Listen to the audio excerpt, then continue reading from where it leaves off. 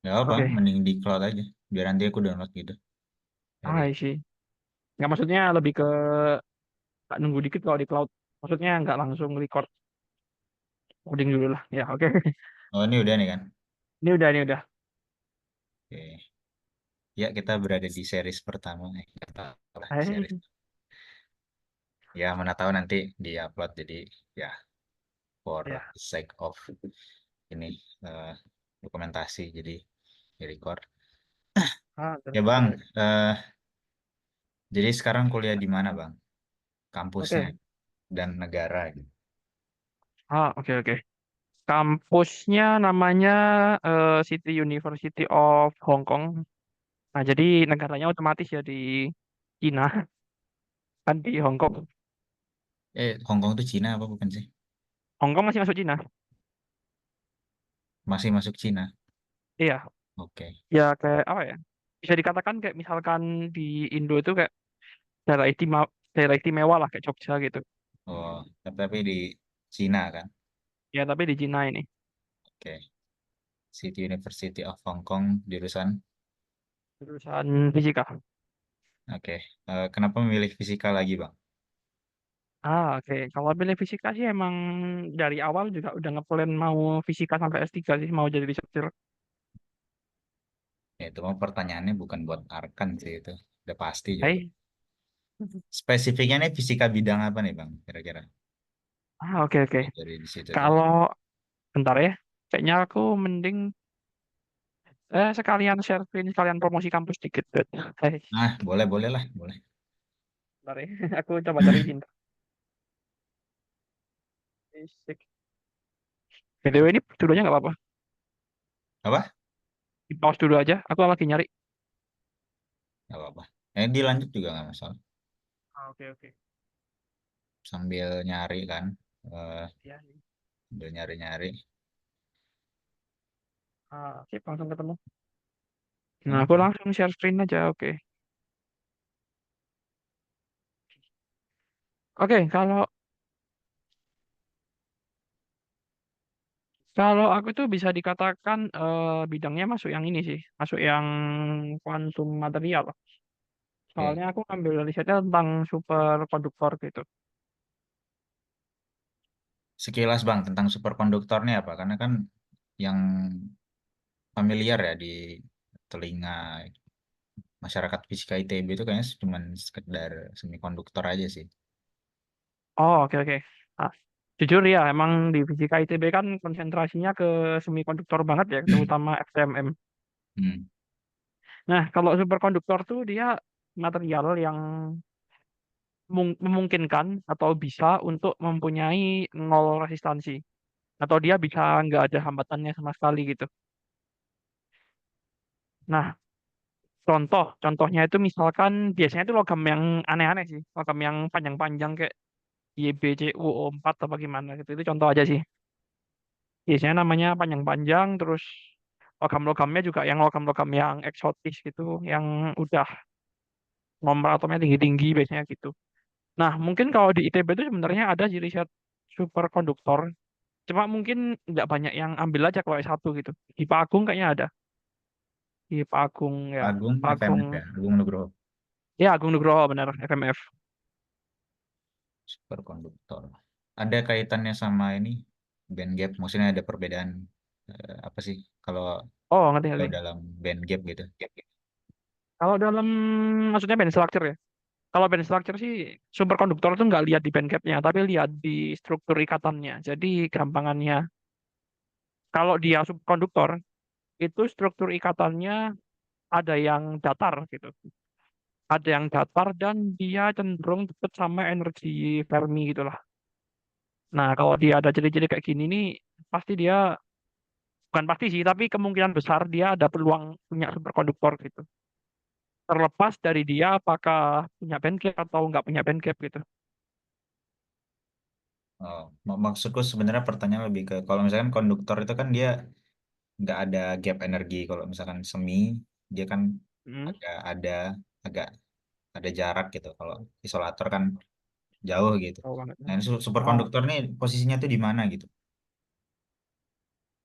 Nggak Apa di situ justru sih. Maksudnya nggak ada? emang emang dilihatnya nggak dari bandgapnya seberapa jauh sih.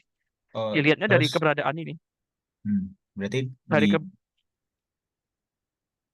dibedakannya dengan semikonduktor, konduktor dan isolator tuh dari apa sih ini? Dari apa itu? Oh, oke.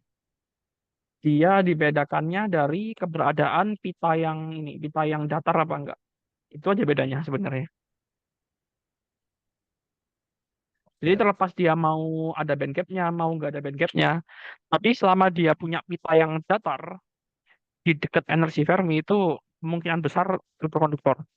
Kenapa gitu? Karena kan kalau misalkan dia punya pita datar, itu berarti kan kayak elektronnya cenderung numpuk di satu energi yang sama gitu ya. Dia kayak cenderung numpuk di satu apa namanya? Satu energi yang sama. Dan akibatnya adalah kalau elektronnya cenderung numpuk, ya berarti kan kita mau ngalirin elektron ya gampang-gampang aja gitu. Uang stoknya banyak. Sebenarnya lebih di situ sih bedanya. Oke. Mungkin sebelum ini ya, sebelum aku tanya kenapa risetnya spesifik superkonduktor gitu. Oke, oke. Gimana sih ceritanya bisa ke apa sih ini? CTU, City Ah, University Hong Kong gitu ya. Kenapa bisa ke situ dan eh, oke. ya gimana deh ceritanya deh. Oke, oke.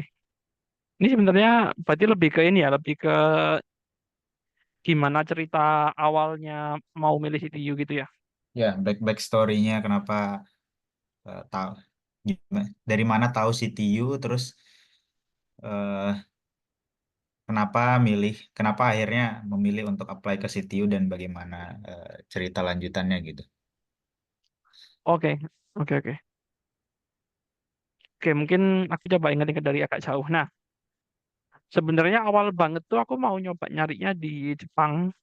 Atau kalau nggak Jepang, ya Asia Timur lah pokoknya. Kenapa kok aku ngebetnya ke Asia Timur? Karena ya pengalaman Ekvis aja sih.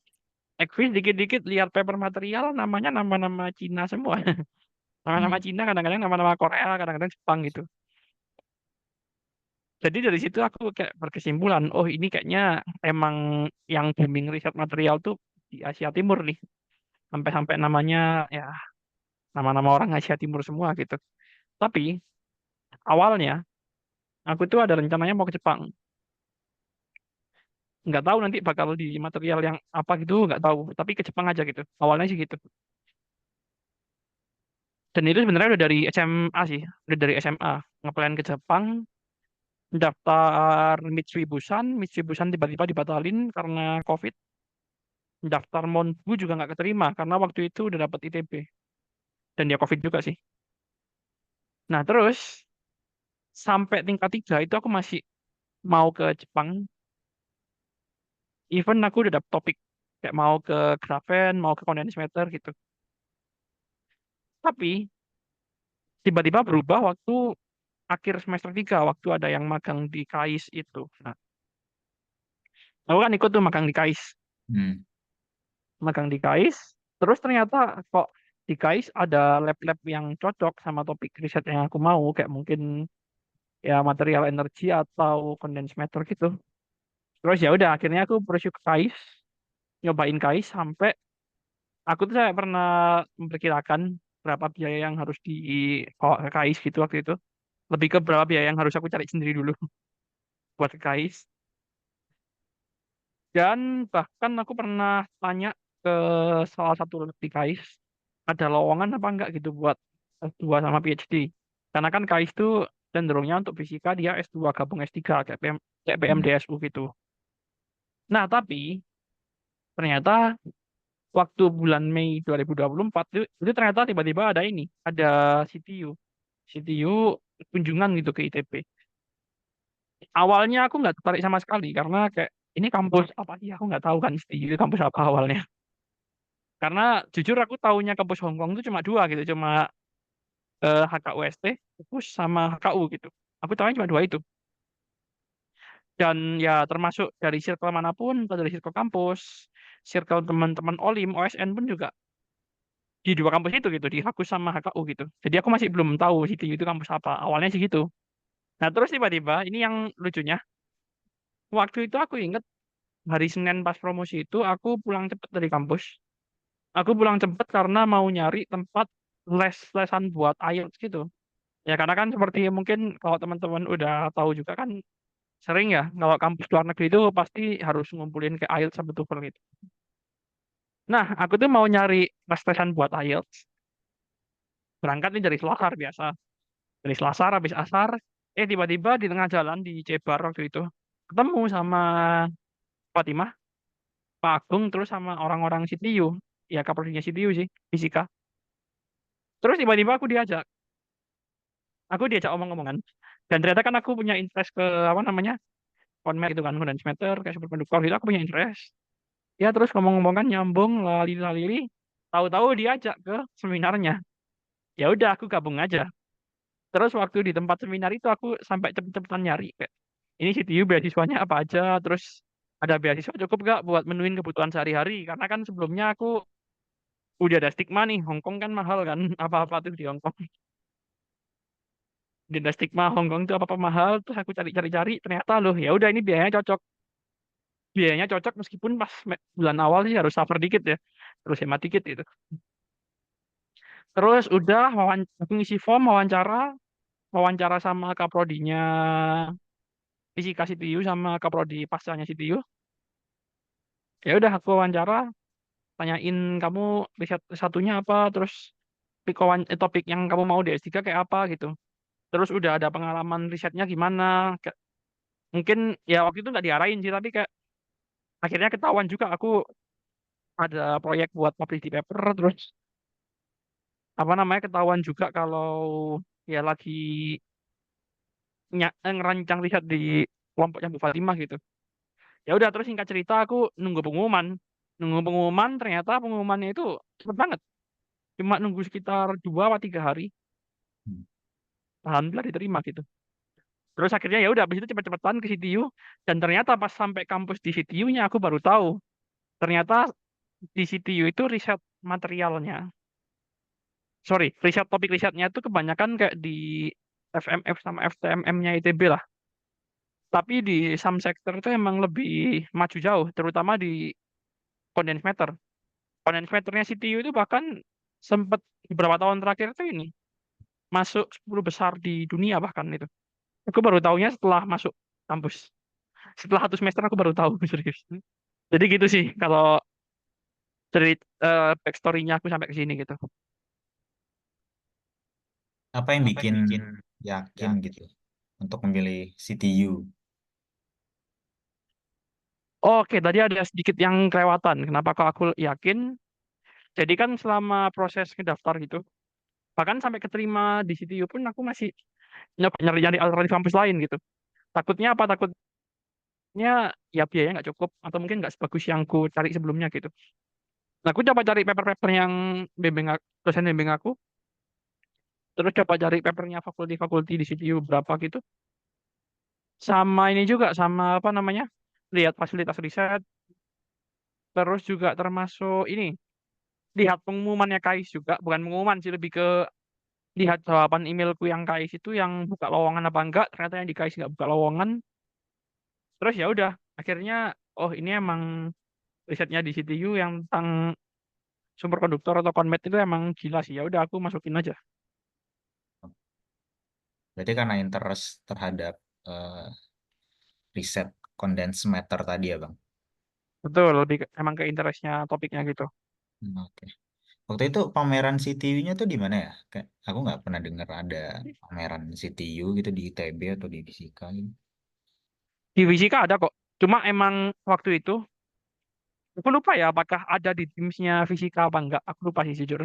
Cuma kalau di grup WA, ya mungkin jelas ya emang cuma ditujukannya ke anak-anak angkatan 20 ke atas ya kalau di grup WA. Hmm. Emang nggak terlalu ini sih, nggak terlalu banyak yang tahu kabarnya sih. Kayak ya mungkin karena nggak banyak yang tertarik juga jadi kayak diabaikan aja gitu. Oh, tapi bukan dari ITB gitu. Bukan bukan, emang orang CTU-nya datang ke ITB, datang ke fisika gitu. Sorry, datang ke ITB kerja sama-sama FMIPA gitu nyelenggarain pameran ya udah. Jadi kayak Hmm. buka pameran gitu kecil-kecilan. Ya, ya. Terus dari sekian banyak riset di CTU, tadi kan ada beberapa ya yang di scroll-scroll di webnya ini. Oh, kakaknya ya, oke. Kenapa memilih superkonduktor gitu dan oke mungkin sekilas aja deh jelasin ini. Apa aja sih yang ada di eh, fisikanya, departemen fisikanya CTU gitu, sekilas gitu. Oke, oke, sip. Di situ itu ada 5 kakak ya. Kalau di ITB namanya kakak ya. Yang pertama itu atomic molecular sama optical physics. Nah, ini tuh mungkin kalau di fisika ITB, bayanganku ini kayak topiknya Abah Halek, terus Pak Agus gitu-gitu. Kan optik ya, fisika Hmm. yang optik gitu. Tapi emang iya sih, emang kalau dilihat dari deskripsinya juga ini kayak sering kali ngerujuknya ke topiknya Pak Alex Pak Agus dan mungkin irisannya tuh sama kayak topiknya Pak Andi gitu. Karena ada subatomic level juga di sini.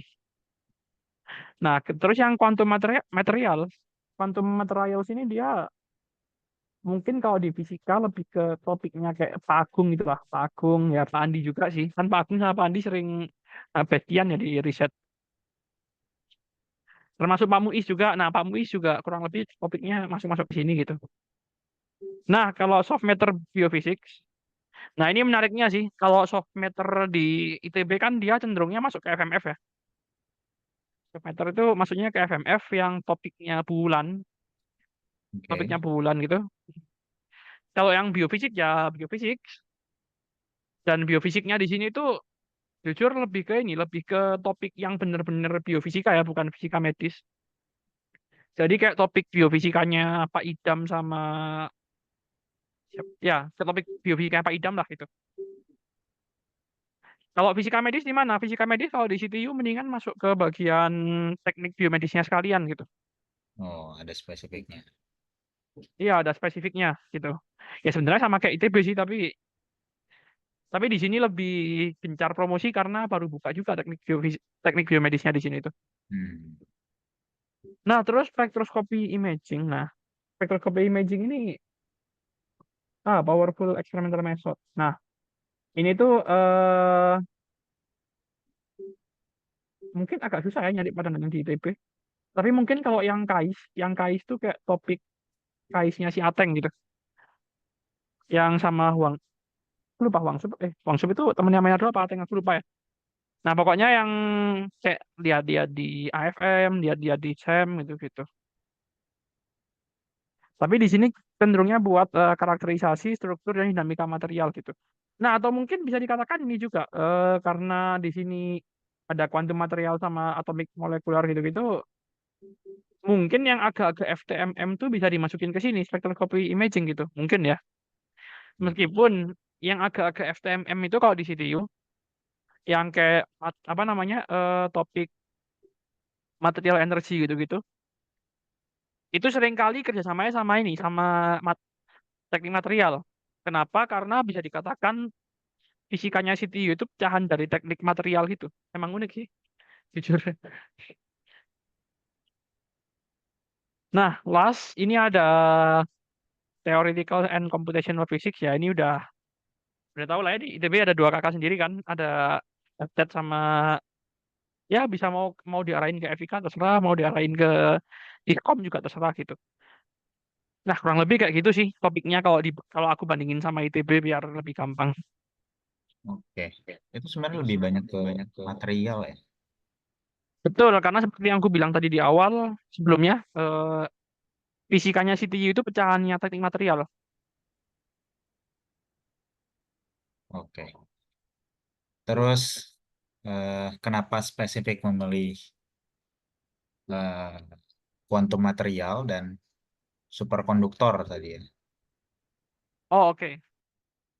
Oke, oke. Kalau alasan spesifiknya, sebenarnya tuh lebih ke iseng sih. Jujur lebih ke iseng. Tapi kenapa kok isengnya ke arah sana?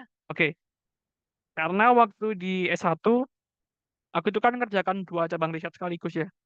Yang satu buat TA, satu buat RA di BRIN. Nah, yang di TA itu aku ngerjakannya di FT buat grafen 4 lapis. Niat awalnya sih yang grafen 4 lapis tuh mau dibuat material energi.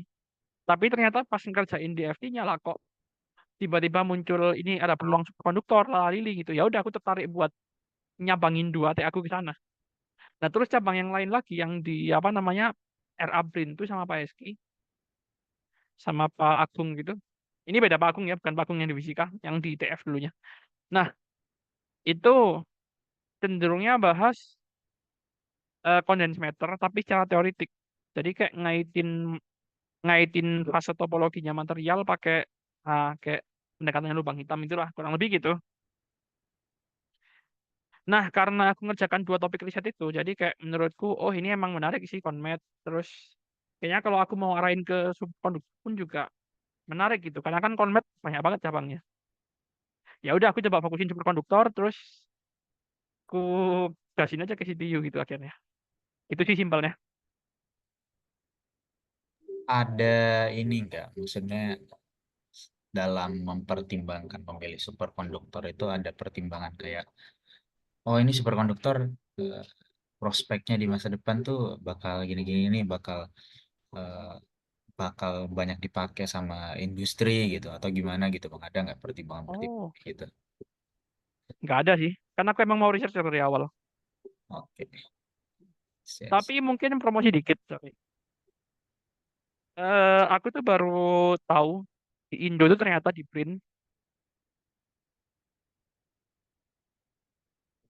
itu baru mulai ngembangkan material konduktor gitu ya. Maksudnya lebih ke arah yang benar-benar serius gitu baru tanggal 13 Januari kemarin. Jadi ada presentasi gitu, presentasi dari orang Brin ya. Ya mungkin kayak presentasi sama preskon gitu lah. Kalau Indo tuh mau ngembangin ke arah superkonduktor secara riset tuh ya sekitar 2 minggu lalu gitu, 13 Januari. Kenapa kok dikembangin ke arah sana? Nah, superkonduktor ini aplikasinya sebenarnya lumayan banyak. Bisa ke komputer kuantum, bisa ke termasuk ini, termasuk yang Whoosh. Whoosh itu kan dia bisa gerak cepet banget. Karena kan ada maglev ya. Ada magnetic levitation dan magnetic levitation itu dia juga bisa didapetin. Maksudnya bisa ya bisa dicari sifatnya gitu kalau kita pakai material yang superkonduktor gitu. Jadi arah penelitian, arah apa namanya, arah pengembangannya kalau di Indo sih mungkin ya ke ini, ke riset sama ya mungkin buat bus juga bisa jadi. Misalkan Indo mau buat sendiri gitu.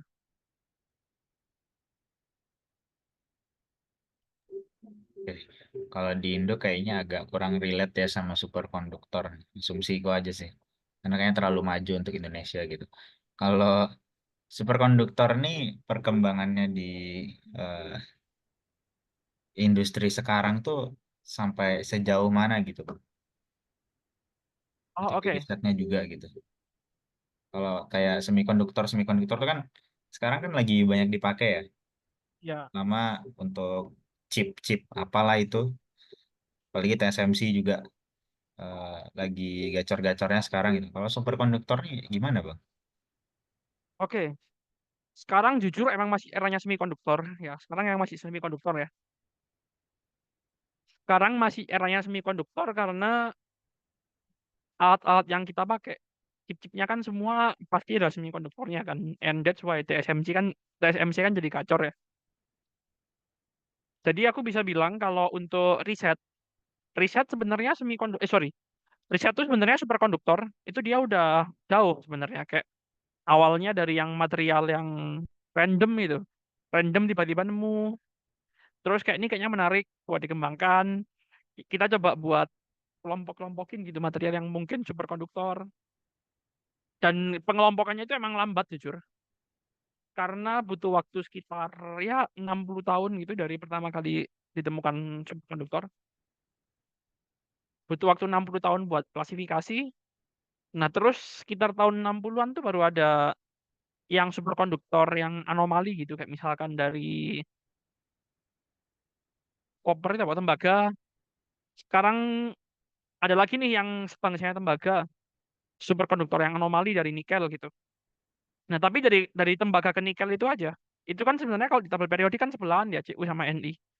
Itu buat nemuinnya aja butuh waktu 40 tahun gitu. Dan permasalahan yang dihadapin sampai sekarang tuh juga masih sama aja, masih ke gimana caranya kita bisa buat superkonduktor di suhu ruang, tapi tekanannya yang ini, yang ruangan juga gitu. Atau superkonduktor yang RTP lah. Gimana caranya kita buat itu? Dan itu masih belum ketemu sampai sekarang gitu. Nah, akibatnya apa? Karena masih belum ketemu sampai sekarang ya penggunaan di industrinya masih terbatas gitu. Mungkin cuma sekedar kayak di WUS gitu aja lah, itu yang pengembangannya industrinya. Quantum computing kan juga masih di skala lab, masih belum bisa diproduksi secara masif gitu. Jadi ya emang kalau misalkan jujur ya, kalau misalkan maunya industri, mungkin sekarang superkonduktor masih belum waktunya. Karena sekarang masih kebanyakan di skala lab, masih belum banyak yang di skala fabrikasi industri gitu. Ya seperti yang aku bilang tadi mungkin masih kayak di WUS gitu aja gitu. Beda dengan semikonduktor. Kalau semikonduktor itu emang sekarang lagi gacor-gacornya, emang lagi zaman-zamannya. Tapi kalau misalkan superkonduktor sendiri nanti udah ketemu yang bisa di suhu ruang dan tekanan ruang, itu semikonduktor udah lewat itu. Itu sih paling. Oke, berarti ini risetnya cenderung futuristik ya. Dan Iya, emang masih cenderung futuristik. oke, mungkin bahasan superkonduktor eh, sampai di situ dulu kali ya. Ya, boleh Ini boleh. beasiswanya itu berarti beasiswa dari kampus ya, Bang? Betul dari kampus. Ya, dari kampus. Itu eh, tahapan seleksinya waktu itu gimana aja dan apa aja yang harus disiapkan gitu. Oke. Oh, nama beasiswanya dulu deh. Oh, oke. Sebenarnya kalau nama beasiswanya sih nggak ada namanya ya. Nggak ada. Jadi kalau di CTU itu, kalau S3 itu pasti beasiswa. Ya bisa Oh. dikatakan S3 itu pasti digaji sih lebih tepatnya, bukan beasiswa sih. Itu. Untuk semua jurusan, kalau di situ. Untuk semua jurusan. Kecuali kalau S3-nya part-time. Nah, kalau S3-nya part-time baru nggak digaji. Maksudnya part time itu gimana? Oke, jadi di sini tuh ada dua metode buat kuliah ya. Ada yang full-time, part-time gitu. Oh, Kalau menarik. full-time itu, oh, sorry, full-time itu dia ya udah kayak kuliah biasa gitu. Sehari-hari kuliah gitu. Hmm. Itu kalau full-time. Kalau part-time itu dia bisa nyambi kerja. Jadi kayak kamu misalkan nih kerja hari Senin sampai Jumat itu. Nah, ntar hari Sabtu Minggunya baru nge-lab gitu. Kerja itu maksudnya bebas kita kerja apa aja gitu. Betul, kerja yang lain pokoknya. Ya entah jadi KW restoran, entah jadi apa namanya, orang pabrik gitu ya, terserah. Yang penting kerja gitu. Oh, gitu. Oke, mungkin jelasin yang ini deh. Beasiswa kalau full time. Berarti kita beneran kuliah gitu. Siap full kuliah. Itu gimana? Oke,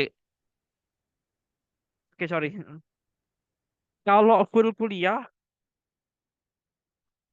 hmm, ada sih, sorry sorry.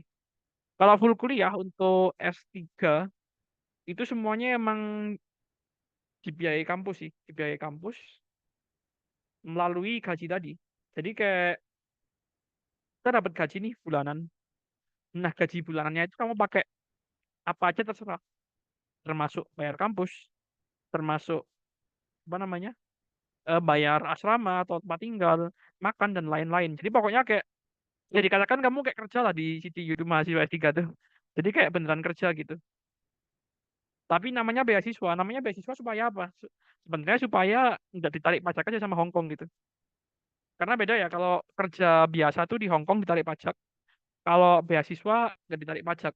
Sebenarnya di Indo pun juga sama sih. Kalau masalah aturan pajak gitu. Nah, untuk nama beasiswanya sendiri itu jujur nggak ada namanya. Cuma ya apa ya? Bisa dibilang UGC funded. Funded. UGC funded tuh kayak dibiayai sama pemerintah gitu. That's why UKT-nya dipotong. Maksudnya UKT-nya nggak terlalu mahal dan kita juga apa namanya dikasih uang gitu, dikasih uang bulanan. Cuma mungkin sebelum kecewa, aku bilang dulu, GTU itu banyak beasiswa sebenarnya. Banyak beasiswa, cuma sedikit beasiswa yang bisa memenuhi kebutuhan hidup sehari-hari. Atau bahkan mungkin bisa aku bilang, yang bisa memenuhi kebutuhan hidup sehari-hari itu cuma beasiswa yang S3 ini. Yang S3 full time itu.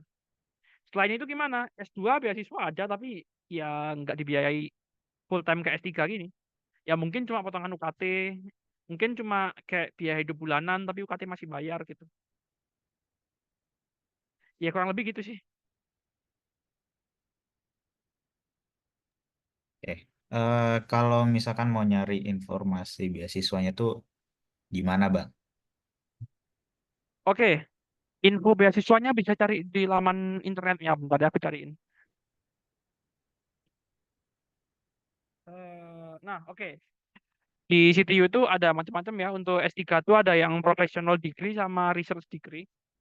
Nah, kalau yang aku ambil tuh yang research degree. Jadi research degree itu adalah S3 yang emang full buat riset. Kalau profesional kan S3 tapi ada magangnya gitu. Bisa dikatakan seperti itu. Nah, aku coba cari ya research degree CTU.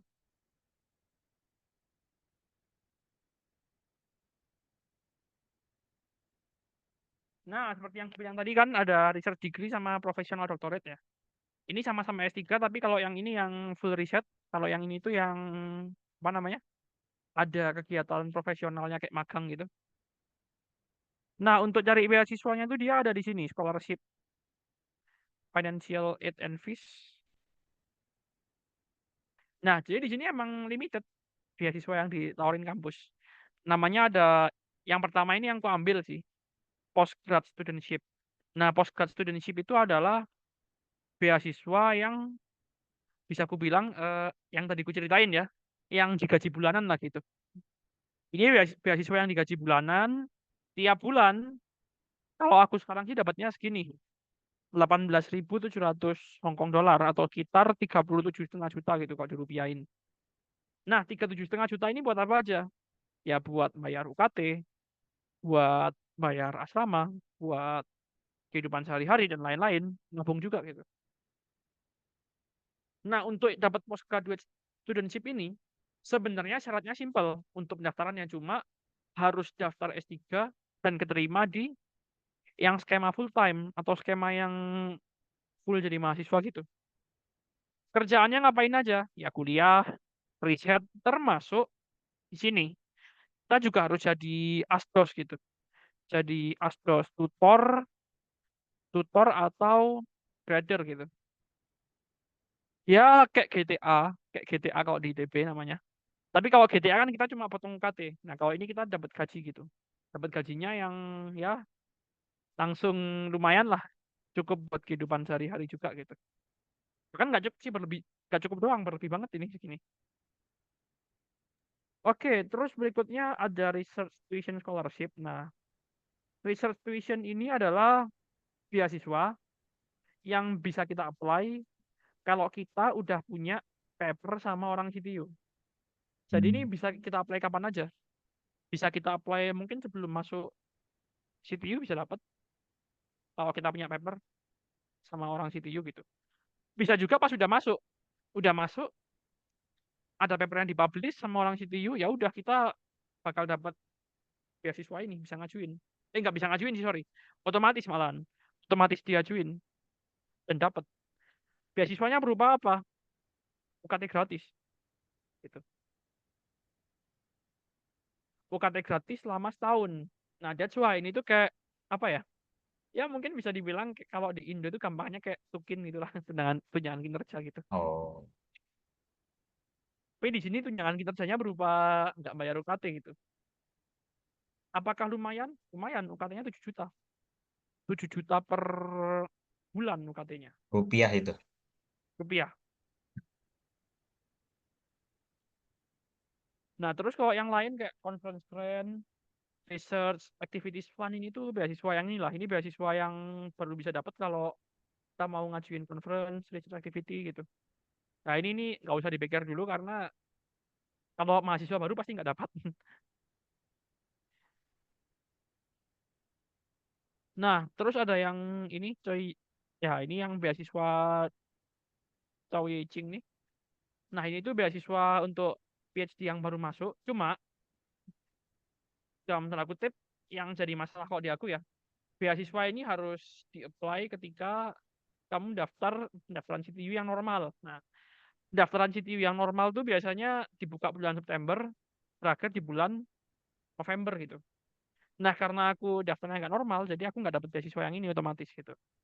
Tapi Nah, itu terus lebih kalau yang, besar gitu. bentar, kita baca dulu. 95.000. Oh, ini cuma cover biaya SPP sama UKT sama ini, UKT sama asrama doang. Kehidupan sehari-hari nggak termasuk. Oke. Ya berarti abang tadi yang di atas itu ya.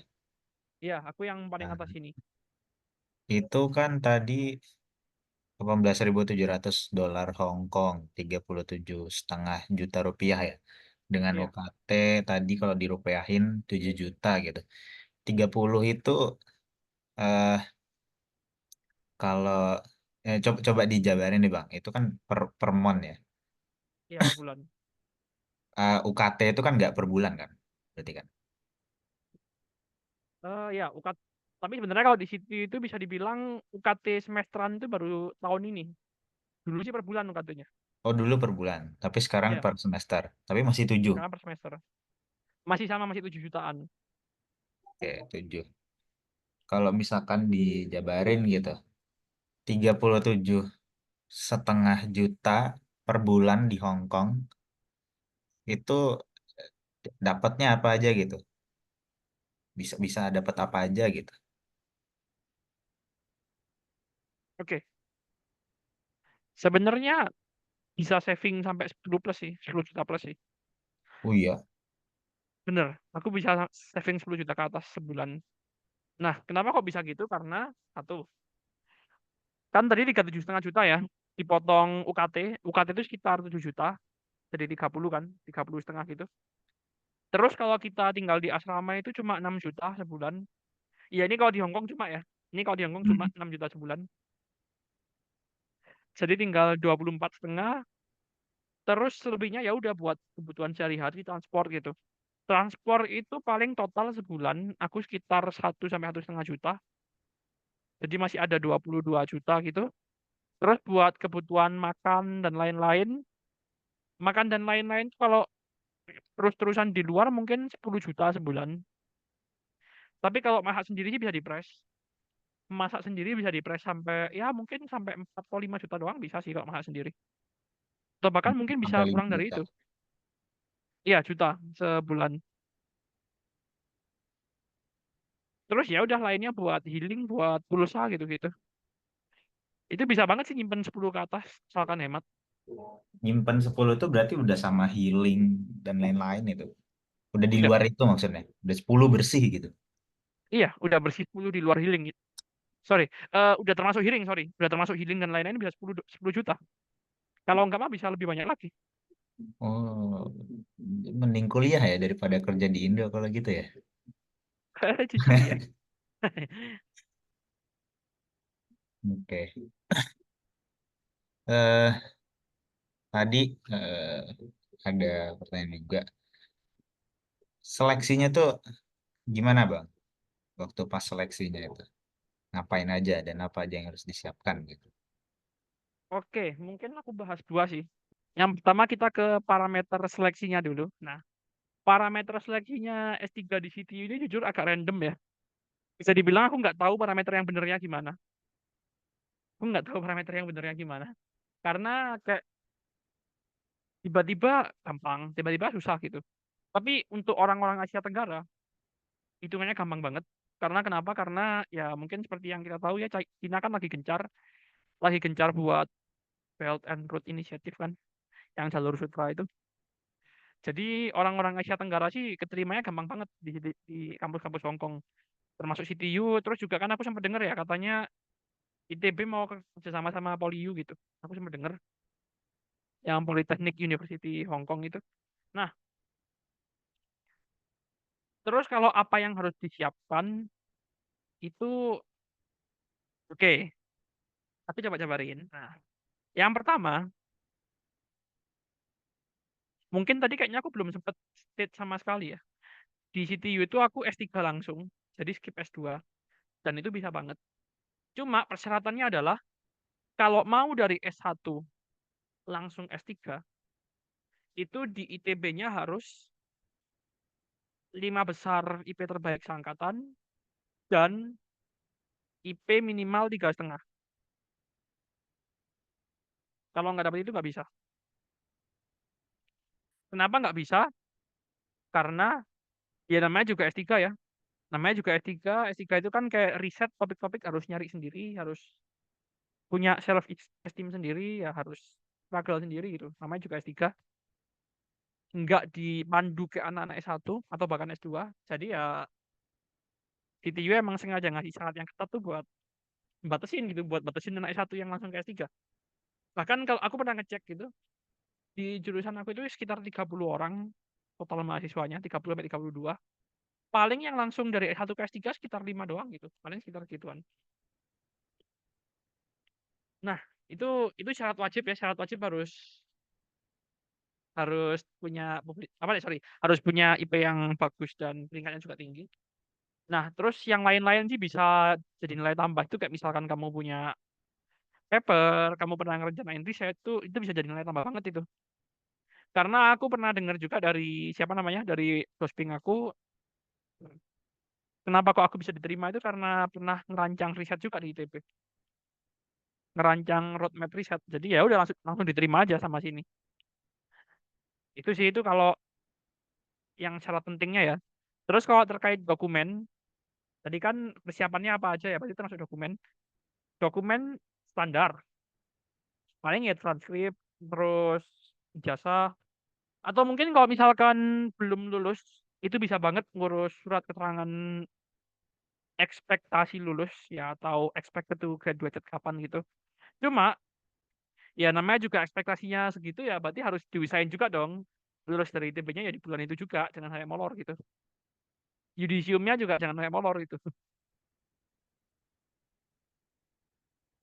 Dan kalau nggak salah ya, karena di CTU itu mulai kuliahnya bulan September, jadi amannya kalau mau ngurus expected to graduate-nya, surat itu maksimal lulus di yudisium Juli maksimal, biar aman.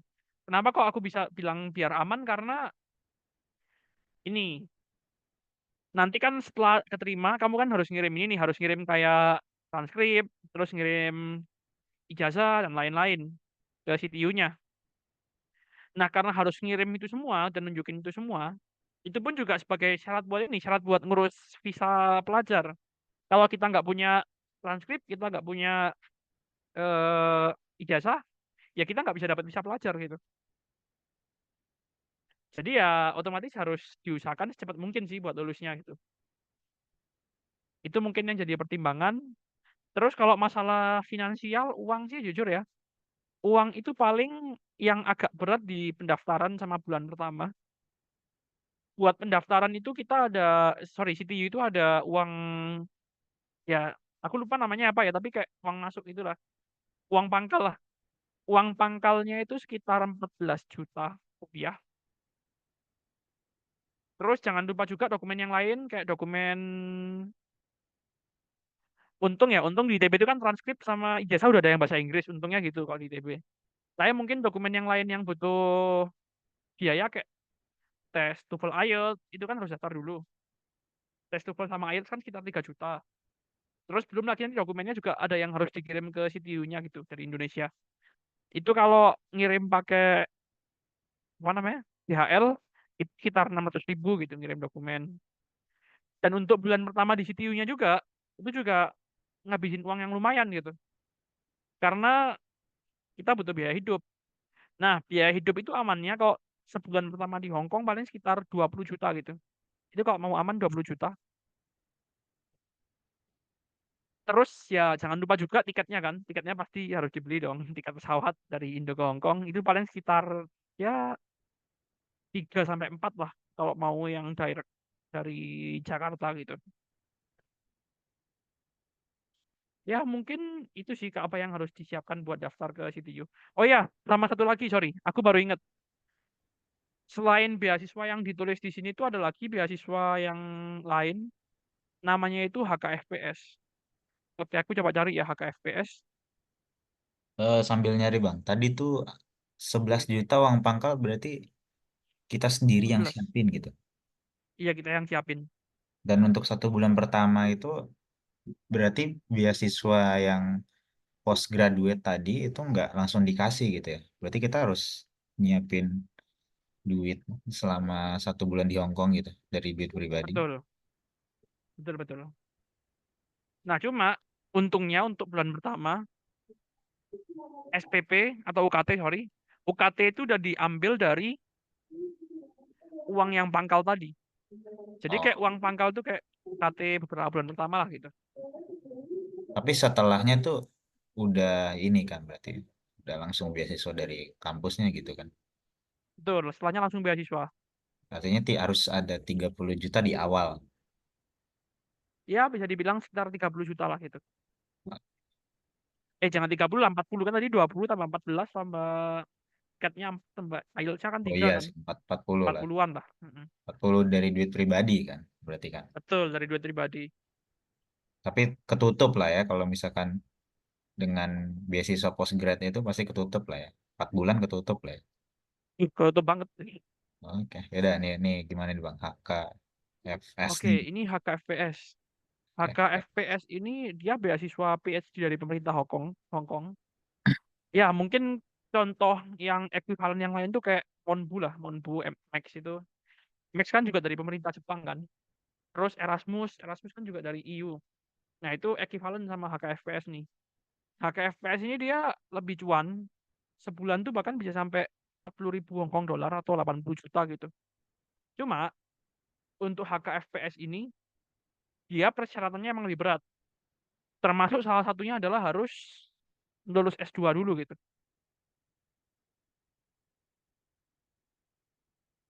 Nah, ini bisa sampai 43.000 nih, sampai 86 juta nih. Emang bisa sampai semahal ini tapi harus lulus S2 dulu. Itu yang pertama. Terus harus punya paper juga untuk HKFPS ini, syarat kedua. Dan yang ketiga juga harus nyusun research proposal dulu. Ya ini emang lebih enak, tapi emang lebih gacor cuannya. Tapi syaratnya juga lebih berat. Dan seleksinya pun juga pasti lebih berat daripada yang beasiswa yang UGC funded CTU tadi. Karena kan kalau yang UGC funded CTU kan yang nyeleksi cuma CTU ya. Cuma profesor yang jadi apa namanya? Dosping sama CTU-nya doang. Tapi kalau yang ini yang nyeleksi pemerintah Hong Kong nih. Dan ini diseleksi buat seluruh dunia gitu. Ya kayak daftar Max sama Erasmus satunya. Paling gitu sih. Ya, tapi kalau HKFPS ini berarti eh dibebas di kampus manapun di Hong Kong gitu kan? Nggak sebebas itu. Enggak. Cuma kampus-kampus yang reputable aja sih. Kalau yang kampus Ruko mah nggak di cover. Oke, maksudnya kalau didapat ini bisa memilih kampus-kampus yang ada di website ini berarti. Betul.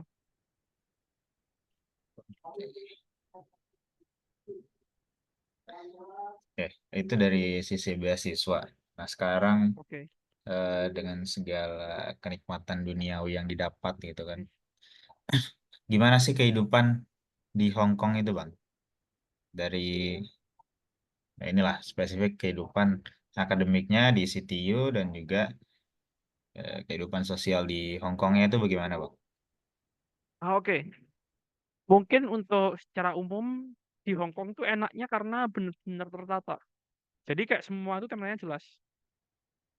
Oke, kita mulai dari akademik. Akademik, ya alhamdulillah ya di Hong Kong aku nggak ngalamin apa yang lama ini aku alamin di ITB alias tiba-tiba kurikulumnya mundur. Tiba-tiba masuknya kampusnya mundur, nggak pernah ngalamin. Karena di Hong Kong itu udah dipatok semester ganjil itu mulai awal September sampai pertengahan Desember. Semester genap itu pasti mulai awal Januari sampai pertengahan Mei. semester pendek itu pasti mulai awal Juni dan berakhir pertengahan Agustus. Dipatoknya enaknya seperti itu. Jadi nggak ada deh cerita kayak di ITB yang kemarin tiba-tiba molor masuk bulan September gara-gara ganti kurikulum itu nggak ada. Tapi minusnya adalah Hong Kong ini agak lain. Masalah jam kerjanya agak lain jujur. Kenapa jam kerjanya agak lain? Nah, biasanya kan di negara manapun nih di seluruh dunia, itu kan rata-rata pakai 5 hari kerja, 8 jam kan. Dan otomatis untuk kampus, kuliahnya juga cuma 5 hari. Cuma hari Senin sampai Jumat. Atau mungkin yang kalau di negara Islam ya Minggu sampai Kamis lah gitu. Sorry, Sabtu sampai ini, Sabtu sampai Rabu, bukan Minggu sampai Kamis. Tapi kalau di Hong Kong, kuliahnya itu bisa dari hari Senin sampai Sabtu. Kayak anak-anak sekolah ya waktu zaman kita SD dulu, Senin sampai Sabtu. Jadi bukan hal yang nggak mungkin di Hong Kong tuh, dan bahkan nggak dilarang sama sekali. Kalau kita mau nyelenggarain perkuliahan itu malam minggu. Jadi siap-siap aja kalau tiba-tiba kuliah di Hong Kong nih, terus kita ada kelas ya, malam minggu. Karena kan ini saya nggak bisa hadir. Itu nggak dilarang sama sekali sama kampus. Itu itu itu terkait akademik ya. Jadi emang benar-benar ngepres banget gitu. Dan ini juga yang bedain. Nah, ini yang hati-hati. Kalau di Indo dan kebanyakan negara lain kan kuliah itu 1 semester 16 pekan kan. Di Hong Kong 1 semester 13 pekan. Itu lebih cepat Jadi berarti pace-nya. betul, pace-nya emang lebih cepat. Oke. Eh, pressure akademiknya gimana? Terutama kan nih Oh, S3 ya. iya Pressure benar-benar. akademiknya gimana? Oke, kalau di CTU itu S3 kita harus lulus 14 SKS total. 14 SKS dan matkul, sorry, sorry, jangan bilang dan deh. 14 SKS. 14 SKS itu mencakup minimal 3 matkul wajib kalau di fisika. Terus matkul mengajar, itu juga harus lulus. Dan satu lagi ada matkul seminar kalau di fisika. Ya kita emang cuma harus lulus matkul-matkul itu aja. Dan bahkan bisa dibilang kan kalau di ITB disertasi masuk matkul ya kalau nggak salah. Di sini nggak masuk. Apa? Disertasi. Observasi. Oh. Kalau nggak salah kan masuk matkul ya kalau di ITB. Di sini sih nggak masuk. Itu 14 SKS itu satu ber- selama kita berkuliah PhD di sana atau gimana? Ya, theoretically gitu. Selama kita berkuliah PhD cuma 14 SKS. 14 Yuk, SKS. betul. Satu SKS-nya berapa jam? Di ya, satu SKS tuh jabarannya gimana? Persis kayak ITB. Persis. Berarti 50 menit gitu. Betul, 50 menitan. Terus sisanya ngapain? Nah, harus diingat. S3 tuh utamanya riset, bukan kuliah. Oke, riset. Nah, jadi sisanya yang ngapain? Yang riset. Dan prakteknya juga, 14 SKS itu kalau di CTU, diusahakan dihabisin di tahun pertama. 2 semester tahun pertama. Iya, Oke. kenapa gitu? Karena nanti setelah setahun kuliah di CTU, itu ada namanya ujian kualifikasi atau qualifying examination. Kompre gitu. Bisa dibilang kayak kompre. Oke.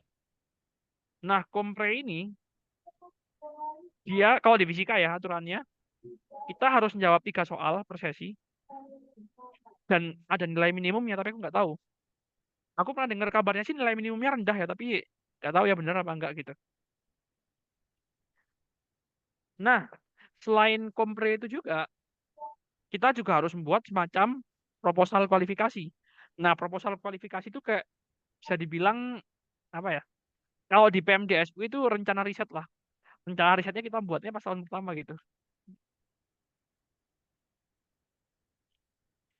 Kemudian di tahun-tahun seterusnya, setiap tahun harus membuat laporan, kayak laporan PhD-mu ngapain aja setahun belakangan gitu. Setahun. Iya, setiap tahun. Oke. Riset ya. PhD itu fokusnya adalah untuk riset gitu. Betul. Itu gimana sih maksudnya? Apakah kita riset tiap hari terus nanti setiap seminggu sekali itu bimbingan itu kan kalau yang terbayang sama aku sih gitu sekarang itu. Karena aku lagi Oh, ngerti-ngerti. itu kan kayak gitulah kira-kira gambarnya. Apa kalau PhD terus spesifiknya di CTU itu begitu gitu. Ya, bisa seperti itu.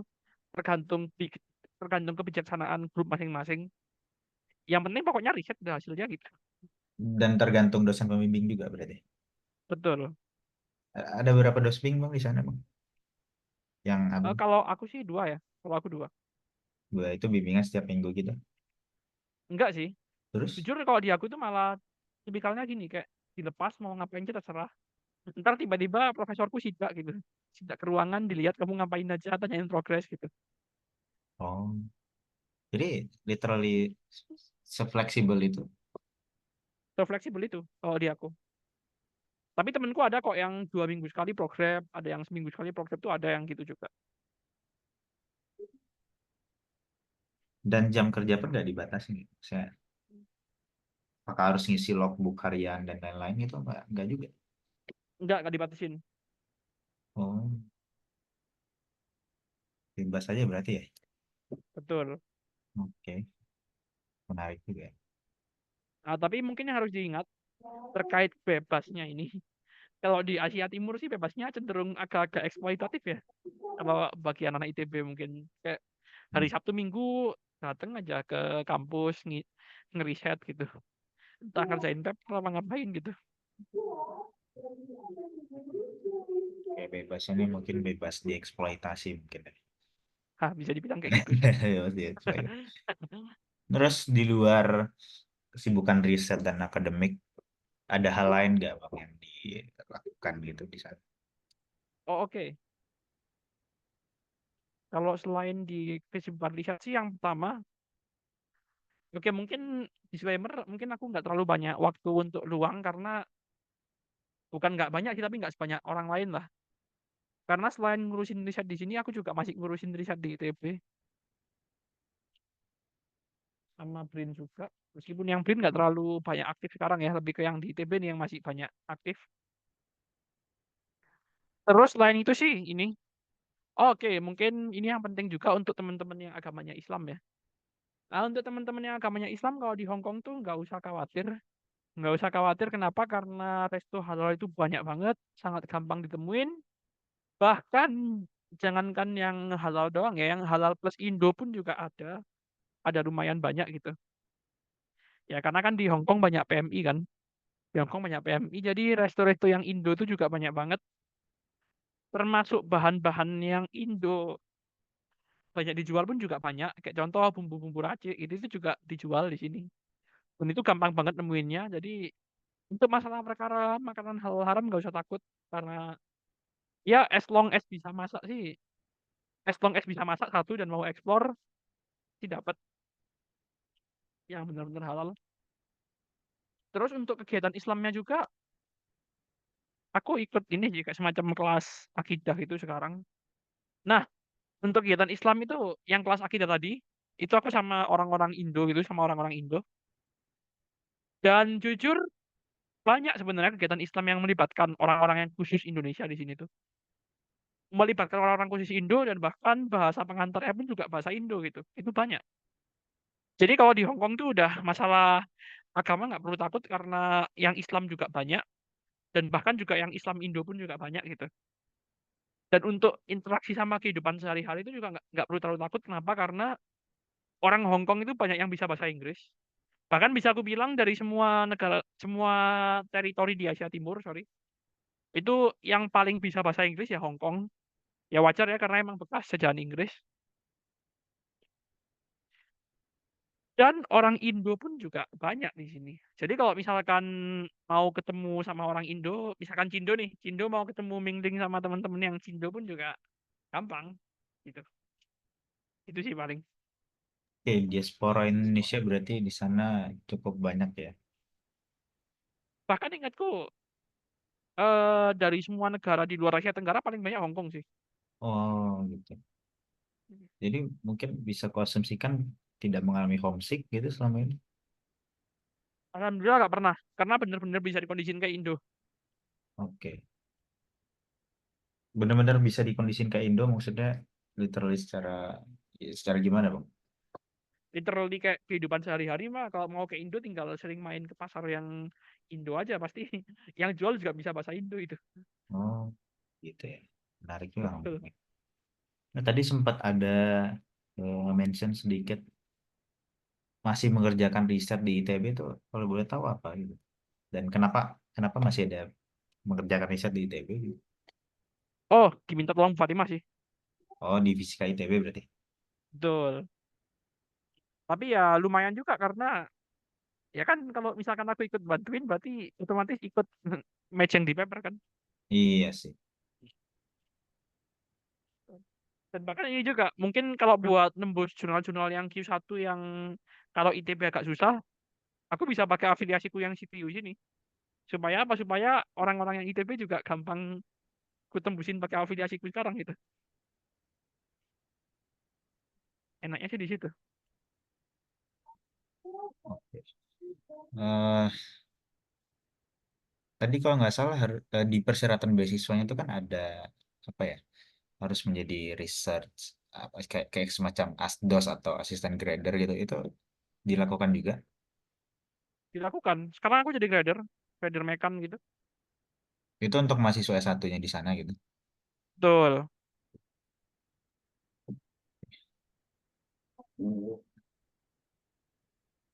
Oke sih.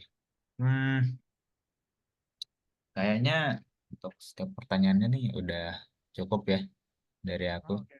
untuk pertanyaan-pertanyaan generalnya dan udah 1 jam juga. Tapi mungkin aku eh, nanya untuk diri pribadi sebenarnya. Di sana tuh ada Boleh, boleh. riset fisikanya tuh ada yang mengarah ke material nanofiber gitu nggak? Nanofiber. Oke. Nanofiber yang apa dulu nih spesifiknya? Fiber ya gimana ya? Ya nanofiber Oke, serat oke. gitu, serat. Oke, bentar. Aku belum pernah nyari dalam itu sih. Mungkin bisa kita coba cari. Ah, ada ternyata.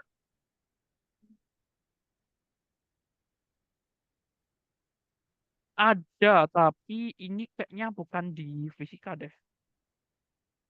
Itu kan di biomed. Nah,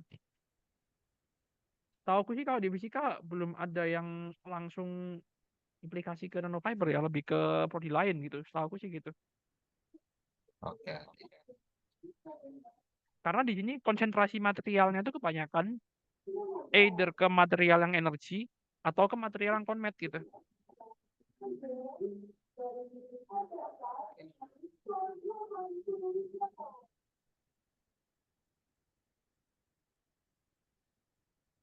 Oke. Oke bang, mungkin pertanyaan dari aku udah cukup sih sampai di situ. Barangkali ada closing statement gitu, Oke, ini closing statement mungkin singkat closing aja. statement umum dan mungkin nanti spesifik ke Masai Mafi deh gitu. Oke, oke, understood. Ini Oke. ini aja di touch close aja screennya. Eh, oh, ditutup. Oke, oke. Sip. Ya, ya. Kalau dari aku closing statement, sorry, closing statementnya mungkin cukup ini aja. Untuk teman-teman Mas Aimafi, kalau mau studi lanjut, tolong sambil dipikir dulu ke depannya mau ngapain. Gitu. Kalau misalkan benar-benar mau tertarik ke riset, nah itu mau nggak mau harus S3. Tapi kalau nggak terlalu tertarik ke riset, mungkin S2 cukup. Ya mungkin S2 cukup. Kenapa gitu? Karena di S3 itu hari-harimu kamu bakal devote buat riset. Dan takutnya kalau kalian nggak siap mental buat riset, tapi kalian dipaksa buat devote ke riset gitu, ya kaliannya bakal keteteran gitu. Dan ya mungkin kalau teman-teman Mas Saima lihat, coba deh lihat sekarang anak S3 yang di ITB. Oke lah, mungkin untuk anak-anak S1 di ITB kan banyak ya, termasuk di FISIKA nih utamanya nih. Kan lumayan banyak ya yang lulusnya di atas 5 tahun. Ada yang 6, 7, bahkan lebih gitu. Tapi lumayan banyaknya itu masih dikit lah, masih cuma 10% sampai 20%. Nggak sebanyak yang di S3. S3 di ITB itu lulus 5 tahun aja itu udah kayak, oh, kayak bagus banget itu. S3 5 tahun di ITB itu. Apalagi di fisika, udah kayak bagus banget. Aku lihat rata-rata di fisika tuh anak S3 5 atau ya lebih dari 5 lah rata-rata. Karena kan sambil kerja juga. Jadi kalau kalian mau S3, tolong dipikir lagi. Kalian ada tujuan hidup nggak buat riset atau jadi dosen gitu? Kalau nggak ada sih dan nggak kuat, kalau nggak ada dan nggak kuat, sorry, mending maksimal S2.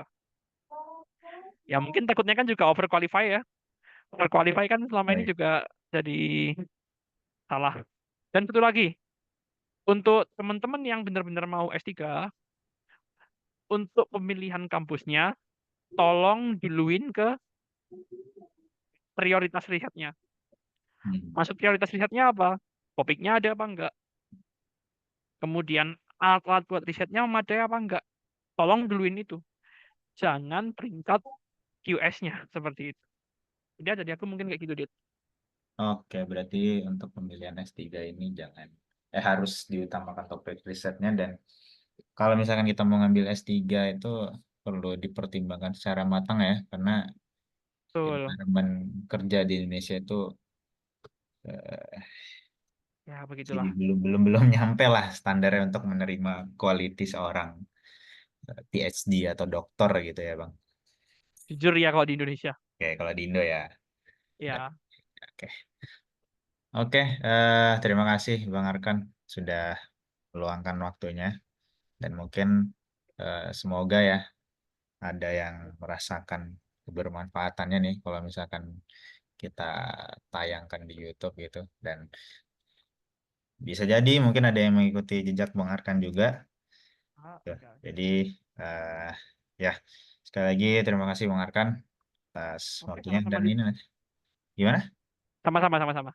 Oke, dan ini nanti aku minta link ininya aja ya, link eh, recordnya. Jadi biar aku yang download aja nanti gitu Bang. Ah, oke, understood. Oke Bang, thank you banget udah mau ngobrol. Oke, sama-sama, Dit. Oke, aku izin live ya Bang. Nanti Oke, aku izin stop juga recordnya. nih recordnya. Oke, oke. Thank you Bang.